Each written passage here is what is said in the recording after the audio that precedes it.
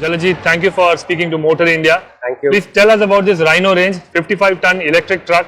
What is the application? Have you tested with different load segments? What is it in terms of whether it is long haul, for industrial area or for ports? What is it about? So thank you Rajesh for being here.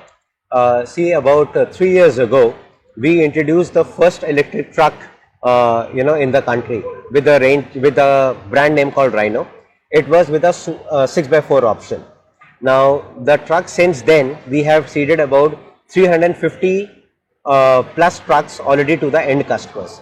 The applications where the truck has gone has been primarily cement, steel and some of the other movement as well. There are 3 to 4 applications where the truck has taken a lot of favor, and the reason is because for those applications the end use case for the customer is making a lot of sense. It's making a lot of economic sense for the customer to buy electric truck.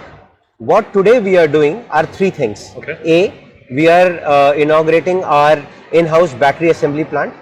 We are inaugurating our new conveyor line on the production facility, which is going to increase the capacity. And of course, this hero product, we are introducing the 4x2 version on 55 ton. Now, Indian tractor trailer market is about 80% is about 4x2 application and 20% is 6x4. So we are very confident that with the launch of 4x2, we will be able to cater to many more applications which we were not able to cater to up till now.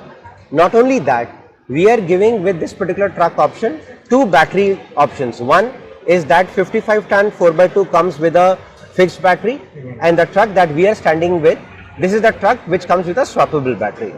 On your question of various customers and all, there are about 20 plus customers to whom we have already sold our electric truck, who are satisfied customers who are using our vehicles, and we have a uptime of 95% on our electric truck. Wow, wonderful. I mean, thanks for that overview. You said you have had some success with that 6x4 model.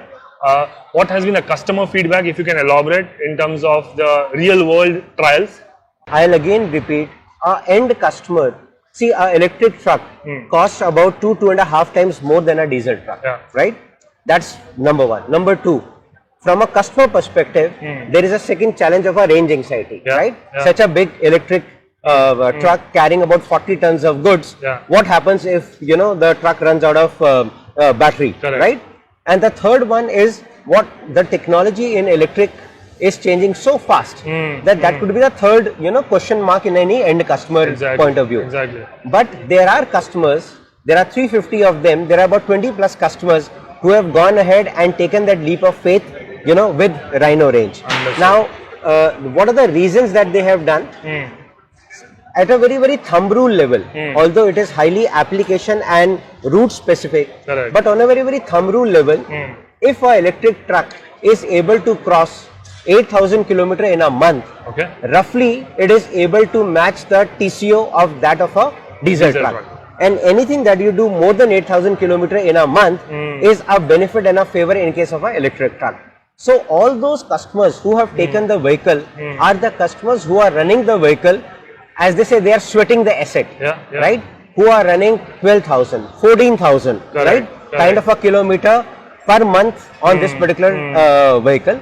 Of course, because it's an electric truck, route A and route B is very well defined. And where this particular vehicle is slightly different from that of a diesel truck is, when you sell an electric truck, you are not just selling an electric truck, you are doing the complete project work for the end customer. Which is the plan, from what plant the material will move, what is the route, what is the loaded trial. So we have an elaborate process in which we get in touch with the customer, we prepare a on paper business case, then we put our vehicles for a live trial, actual loaded trial, real world, right? Real world trials. Once that is done, then we go back to the customer suggesting him, here you should place charger, this is the total number of truck that you should deploy, etc. And that is when the customer goes ahead. So the entire cycle from the time the customer approaches us to the time that the vehicles are put on road, at this point of time is anything between 6 months or so. So it's a complete solution selling in the true spirit as compared to just selling a diesel truck to the customer. Wonderful. I mean, thanks for that elaboration in terms of how you are hand-holding your customers into easing of these electric tractor. Any specific regulation challenges or certification that you had required for this 55 ton, both 6x4 and 4x2 variant? So the electric truck undergoes the same rigorous testing and validation by the three agencies which we have got, ARAI, ICAD and MTRAX in Chennai. So there is no relaxation, there is no in fact the testing is slightly more stringent in case of an electric truck. Understood. Not only that, now the government has also come out with a subsidy scheme called PM E-Drive, yes, right? Yes. Which mandates that a very high degree of localization content when it comes to the electric truck or so. True. So I'm happy to share with you that both this 4x2 version as well as 6x4 version, we have already applied under that scheme. Lovely. And hopefully by end of Diwali or around Diwali time, we should get a approval from the government. Fantastic. I mean, you touched upon an important aspect, which is localization. You mentioned in the beginning about the battery manufacturing here and the assembly line getting ready here. Elaborate on those lines. What is the capacity that you have installed? What is the technology prowess that you have for battery design and the whole? I think this is lithium iron phosphate battery. Yes. Speak about that. Yeah. So what we have over here is a battery assembly plant.